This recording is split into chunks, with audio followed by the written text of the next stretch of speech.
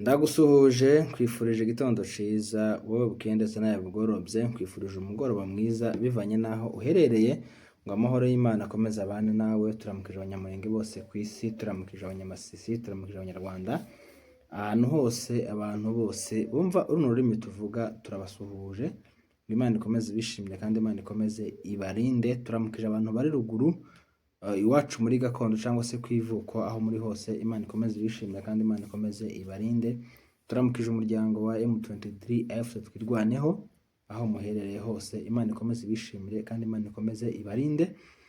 Turamukije by'umwihariko abakunzi ba Ineza Live TV, muri abantu b'agaciro, muri abantu batangaje cyane ko turabona urukundo rwanyu kuntu mwamugenda mudukandiraho. Imana idakiranirwa ibaheze umugisha, ko murakora neza cyane, muhezagirwe mugani w'abanane. Turamukije abanyafrika, abanyaziya, abanyaburayi n'abanyamerika, abantu mwese mugira ishaka ry'iwanyu, mugira urukundo rwaho muvuka. Imana ibaho umugisha kandi twihanganishije ababyeyi bacu cyangwa se imiryango yacu iri Kamanyura, aho muri Kamanyuraga naho ni nini niko numvishije, si umuhana gutya gusa ngo mutoya, ni hanini. Aho muri hose Kristo Yesu akomeze abarinde kandi akomeze abagirire neza, kubera ko muri inzirakarengane, muri kuzira uko musa ndetse n'uko mwavutse. Dutanze mpore ku bantu babuze ababo. Uyu munsi i Nairobi muri Kenya niho basoje ikiriyo ku mugaragaro ca Maripo cyangwa se umunyamakuru wa Umurenge 5/5, niho bagisoje uyu munsi. Natwe murabizi ko dufite ikiriyo, twabuze umuntu, bimeze nk'ibyagonganye tubura uko tujayo, ariko turizera neza ko abandi bagiye bahatubereye, abayutubazi bagenzi bacu, ndizera ko mwahatubereye kandi ibintu byagenze neza. Umuryango wa Maripo mukomeze mwihangane cyane, ibyiza biri imbere, cyangwa se ibintu byose ku Mana bibaho kandi bikabaho mu mugambi wayo, nta mpanuka izibaho imbere y'Imana. Imbere yacu ni impanuka, ariko imbere y'Imana ni ibintu biba byarapanzwe.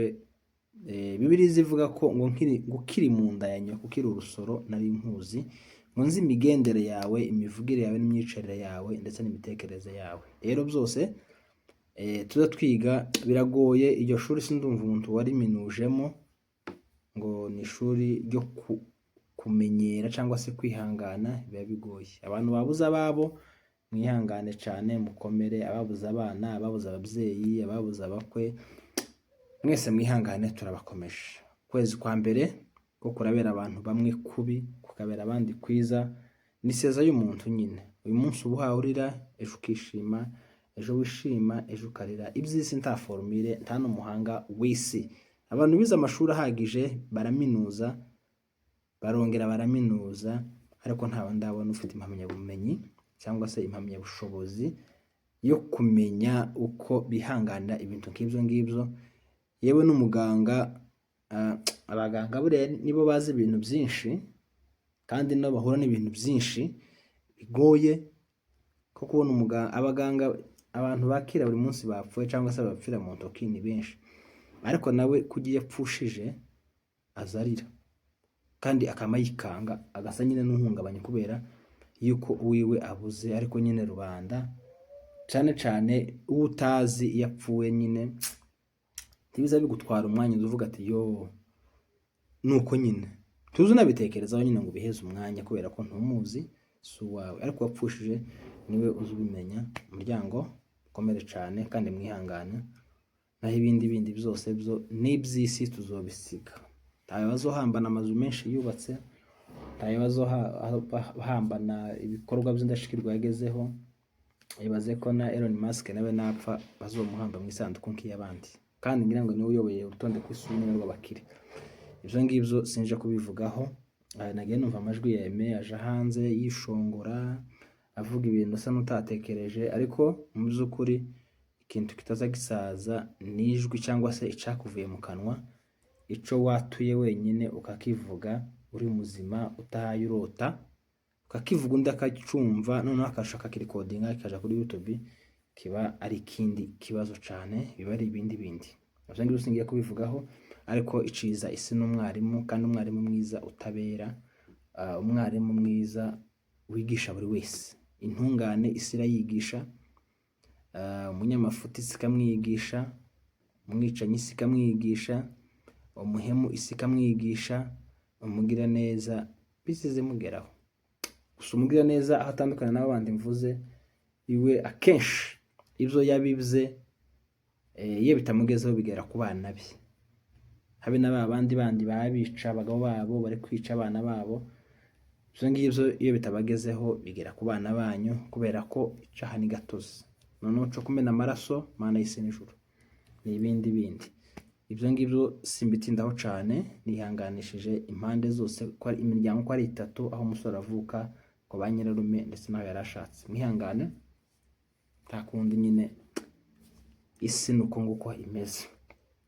Tuje kubabwira inkuru, tukimara gukora ino nkuru nyine tuvuga uno mugore wicishije umugabo.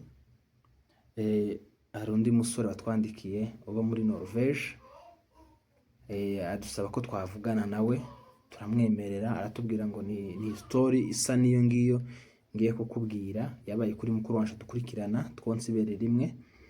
Mu Giswahili bavuga ngo ni ndugu watoke nitoke. Nibyo ngibyo niko babivuga mu rurimi rw'ahangaha nyine abana bacu bose bazi Igiswahili. Ariko ntibivuze ngo nico bazi bonyine, bazi n'izindi ndimi z'amahanga. Ikiwacu gitandukanye n'icino. Icino kiba kivanzemo icongereza cinshi, n'ikiwacu kiba kivanzemo en tout cas vraiment ifaransa cinshi. Uwo musore yampamagaye turavugana iminota itari mikeya, hafi 50 n'ingahe. Aranyibwira, ambwira ko aba Norvège, abana na mukuru wiwe yashatse umwana w'umukobwa. Nawe yari afite nyine ikintu gisa n'ico ngico hanze. Ati hanze ho ntiyameze nkino, ino ho mwebwe divorce ni ibisanzwe, guturwa ni ibisanzwe, umugabo cyangwa se umugore mwebwe ntabwo bikakaye cyane nkiriya iwacu mu bihugu by'abazungu, kubera ko iyo utaye urugo baba bagufite muri machine, ikarita yawe wose ubona akazi, amafaranga n'ubundi averiswa ku bana. Sawa, nuko turaganira, twatangiye twibwirana. Tumare kwibwirana, ibindi ntabwo details ntabwo twazinjiyemo cyane ngo menye ngo ni wase ku ruhande wande. Gusa ico ninzi nuko twaganiriye tugahuza mu rurimi rwacu rumwe, twumvikana. Ino story yari yayibonye nawe imukoraho. Nuko ibyo ngibyo bibaye, arambwira ati mfite mukuru wanje yashatse umwana w'umukobwa, amare kumushaka twese turaza tugera ino. Twara tuvuye mu nkambi mu buzima butari bwiza, bwa bundi nyine mwese muzi ntagiye gusobanura. Amare kumushaka turaza tugera ino, twigura ururimi. Tumare kwigura ururimi turumenyamo bukeya nyine, bya bindi byo kwidefanda, bya bindi byo kwisabira ibiryo n'amazi n'utuntu dutoya nyine, tuno tundi tuntu nkenerwa twa bugufi. Nuko birangije, bari batarabyara, umuhungu abona akazi n'umukobwa abona akazi muri company.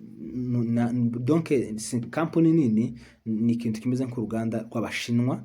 Abonamo akazi ko gukoramo aho ngaho, agakora iriya bo amasaha yabona yacu aratandukanye. Ngo hari n'igihe umugabo yinjira, umugore agasohoka, umugore asohoka, umugabo akinjira, kubera nyine amasaha bakora. Kubona ugasanga bisa n'ibigoye cyane kubera imirimo yabo, kandi mu by'ukuri ni ikintu tugomba kumva kandi tugomba no guha agaciro, kubera ko iyo ukoze nyine wibeshaho.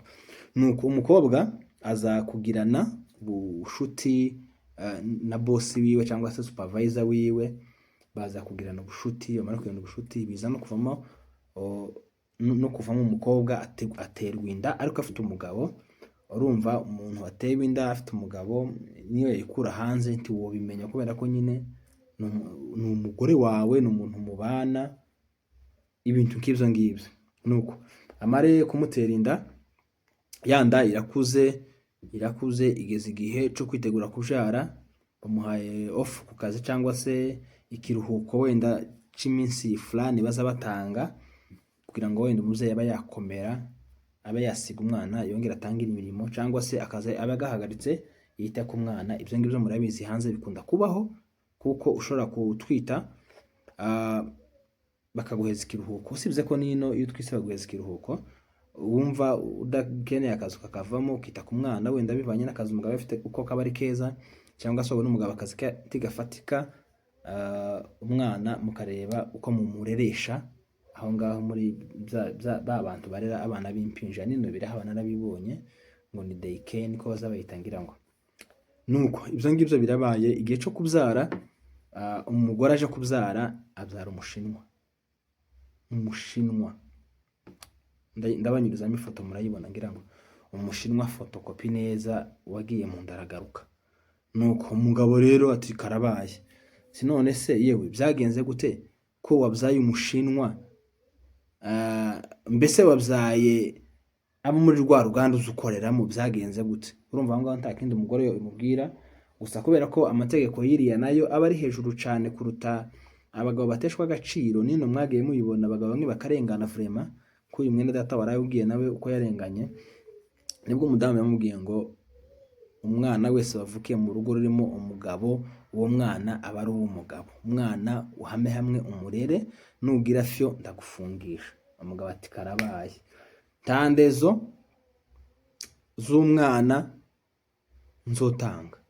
Aho noneho gase no kuvuga ngo DNA tupimishe, uyu mwana n'uw'abashinwa kandi jewe kurambona tasana dufitanye. Nuko noneho ibintu birasakuzaga, bashaka kubijana mu bintu byo kuregana. Umukobwa ngo agenda yitwaje turufi ivuga ngo umugabo twarumvikanye ngo nzabyarirwe n'umuntu nkeneye, kubera ko ngo umugabo ngo atazabyara.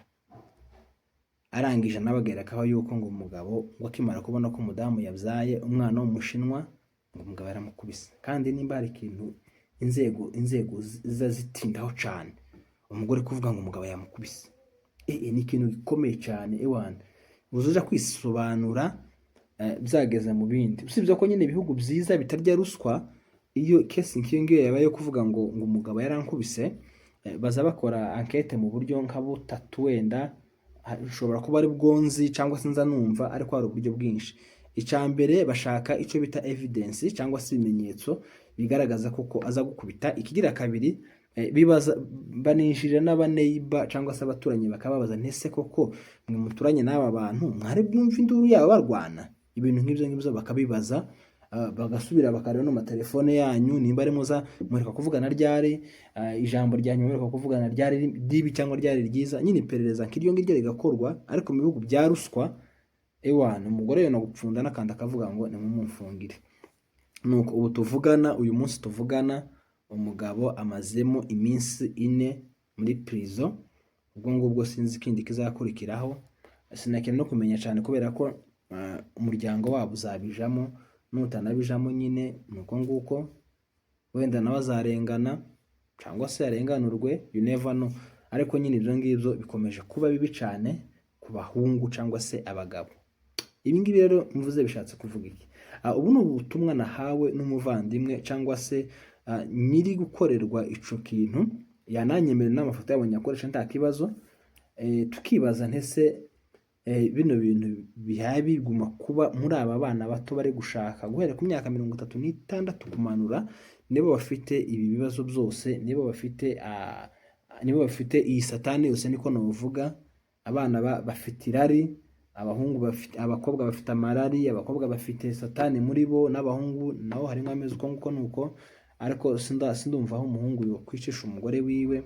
Iciza none abishimiramo kandi mvuze mbikuye ku mutima. Iyo umugabo ari kubona atari kumvikana n'umugore aruvamo, nimbaga ari ukwahukana simbizi, ariko umugabo aruvamo aba kugira ngo umugabo w'imfura, aba kugira ngo akubite umugore cyangwa se atwike umugore cyangwa se amuteme cyangwa se amugonge, ibintu nk'ibyo ngibyo, ahubwo yabiruvamo. Iyo ruvuyemo rero societe niki cambere imwaturaho. Urugo rwarakunaniye, tushobotse, urimbwa, turi umugabo mu bandi, kandi nyamara mu by'ukuri umuntu ngo muri kublaminga mumuteza amatwi cyangwa se mukumva ibyo umugore azamukorera, ukuri guhari mwavuga ngo uri imfura. Kubera ko bamwe iyo bagumye muri izo ngo niho haviramo kumenana amaraso. Mwagiye mwumva amakupure menshi yegeye gicana. Mwumvise couple yo bushize Belgique, mwumva mu Faransa, twumva ya couple yindi nziza yishicanye ni hehe yari iri. Ikintu nk'ico ngico kugira ngo rero wice umwana w'abandi cyangwa se umena amaraso, nukuri ko Imana 100% woruvamo, ukaruvamo pe. ukuri kuza guca mu ziko ntikuza gusha, kandi ngo ukuri kuza kuzamuka sikariye, ikinyoma kigaca muri esansere kihuta, ariko ukuri kuza gutinda kukamenyekana. Ndetse n'uwananije undi imbuto hano hanze azazera tukazimenya, tukavuga turiya mugore ntashobotse cyangwa se uriya mugabo ntashobotse, aho kugira ngo mwicane, aho kugira ngo mufungishanye, aho kugira ngo kuriya. Reka mbabwire kano kantu mukumva uko mukumva, kubera ko buri muntu yumva gutandukanye n'ukundi. Iyo njewe ndamutse nishe umugore wanje, dore ikintu cya mbere imba ndemye urwango hagati y'umubyeyi wanje n'umubyeyi wuriya nyakwigendera. Ico ni kimwe. Ikigira kabiri, abo twabyaranye baza bakura babwirwa ko ndi umwicanyi nishe mama, abana nyine bakavuga ati iso yishe nyoko wanyu, nyine nyoko babyara. Abana bagakora ico ngico, ugasanga abana ni abagome. Yewe nawe wagera nko mu zabukuru babona okaziyo yo kukumenagura bakakwica, ugasanga umuryango ubaye wose w'inkozi z'amaraso. Rero reka mbabwire abatarashaka abari inyuma yacu, ukuri guhari. Nuzoza wumva umubyeyi ukubyara cyangwa se umubyeyi ugufiteho ububasha ukurera wagutanze muri ibi bintu akakubwira ngo reka nturiya muryango tuzawubaka, reka nturiya muryango uza usenya, reka nturiya muryango. Nigeze kumva hari umuntu umbwira ngo uriya muryango ngo iyo uwushatswemo upfakara ukiri muto. Ni ukuri kw'Imana ndabyumva pe, ngo hari imiryango imwe umukobwa aza ashakwamo, abasore bagapfa bagakenyuka bakiri bato, yoza rimwe kabiri gatatu, ukumva abandi ngo barashakwa ariko baza bati ngo, kumva abandi ngo barashakwa ariko ntiziza zubakwa, zihora mu bibazo, yahukanye yagarutse yageze gutya. Rero umuntu ukurusha experience muri ibi bintu, umubyeyi wawe cyangwa se umuntu mukuru ugukunda, ubizi neza ko agukunda, atari umuntu kwifuriza ibibi, nazakubwira ibibi by'uriya mukobwa akakubwira ibibi by'uriya muhungu, nyaboneka uzoza ubyumva cyane, kubera ko aragukunda, ntabwo ahifuza ko uja kuba mu buzima bubabaje. Aba bana b'uyu munsi bayame tuvugana nibakura bazakurana igikomere, bazakurana uwo mujinya, kubera ko abantu uko turemwe turi abantu beza 100%, kandi turi abantu babi 100%. Bari abana bazakura babwira ngo bino byose biha bivugwa, ibi byose muzi mwabwiwe mwamenye, bino byose abana bazakura bari kubibabwira. Usange nyina nshagiye wenda mu bukecuru yabuze epfo na ruguru kubera kumena amaraso. Yeme aho kugira ngo mumena amaraso nimureke babagaye, izo ngo muzivemo. Simbibakanguriye, sinabibifurije, ariko nubona biri kwanga, ukabona ejo yaje amenye telefone yawe, ejo yaje agubise urushi, ejo yaraje karagutuka, nyine ko n'intonganyi. Biriya bintu aho kugira ngo bikomeze gutyo, ejo hari abantu bagira umujinya, ejo yofata imbuga ita gusa muri blague, nyine abana ibintu byoroshe, kubera kunanirwa gukontorora umujinya wiwe, ugasanga yambuka itarayiguteye.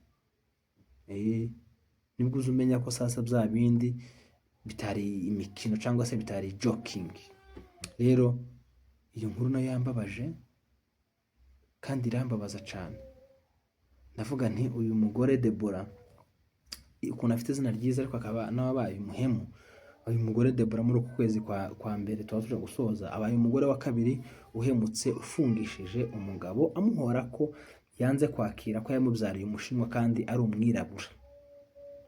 Agiye ku rutonde, nimero ya mbere ni Aime wicishije umugabo, nimero ya kabiri ni Deborah ufungishije umugabo. Nawe anytime twakumva muri gereza ngo yapfuye, tukumva ngo erega nigiye gufungwa udashobora kubyakira ukiyahura, cyangwa se bakanakunigiramo kuragira se ngo ariko iyi sura yize. Yeme ibyo bintu birababaje, kandi ibyo bintu birabaje cyane pe. Mugende mutekereze ibyo muhamukora, ni stati muhamwubaka, ejo muzabireba. Hari umugabo wigeze kuvuga ngo ubuzima urimo ninde unamuvuga butumwa Mana Nyagasani, yaravuze ngo ibaze bino bintu ubamo wihishe, abaye ari movie uri kuri codinga. Ntese iyo movie irangiye uzoyirebana n'abana bawe muri salo cyangwa se muri sale? Ku giti cyanje namwe numva ko nsinzwe, ndavuga ati kabisa tuza twubaka amastati meza, dusige ibintu byiza bazatwibukiraho, dusige umurage mwiza, dusige tutanduranyije ku mpande zombi z'ababyeyi, dusige tudakoroganishije ababyeyi, dusige tutaremye urwango hagati y'ababyeyi n'abana, ibintu nk'ibyo ngibyo. Ibi bintu iyo tubivuga rero bamwe bazavuga ngo ni itiku, nyamara naje ndi mu bantu bagiye bavuga ibibazo byagiye bibera mu ngo, bakantera amabuye, bakantuka. Ariko rero iyo bigiye bisohoye bigenda biba gutya, nibwo muzamuvuga ngo nyamara muzamutegera bano bantu hari igihe barasa ku ntego. Narababwiye ngo ibiganiro byacu by'ama YouTubers bino bya YouTube muzamubitegera mbere nk'abantu baba barya amafi. Ifi ntuzuyimira, uyikata ugakuramo imishugi ugata ako ugomba kurya akaba ari gushira mu kanwa. Babyeyi bakuru, ndavuga abana bafite bano ino generation yacu, abafite ba se hano, ba sebukwe hano, muzamugendera zino ngo mumenye ko zifitanye umubano mwiza. Ejo n'ejo bundi mutazabyuka mugasanga mwarunaka ari umurambo umuhungu wanyu cyangwa se umukobwa wanyu, kubera ko aho isi igana ni habi. Ubu muntu muri bamwe bwarashize, ahubwo ubunyamaswa buriyongera. Abantu 100% ni beza, ariko dufitemo n'abandi babi.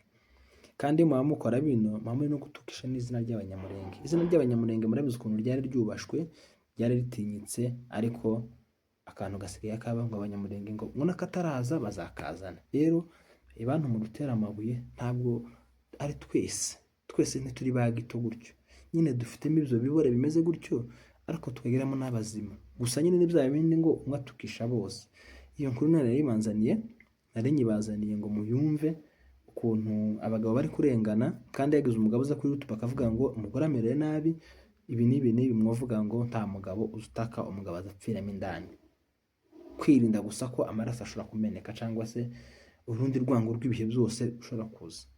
Reka mbabwire ngo mwegere abakazana banyu, mwegere abakwe banyu, mubaganirize, kubera ko turi muri bya bihe Pawulo yavuze bibi. Nakoze kubana natwe, amahoro mu mutima n'amafaranga mu ikofi. Ibiganiro byacu nakagaruka. Ciao ciao, bye bye.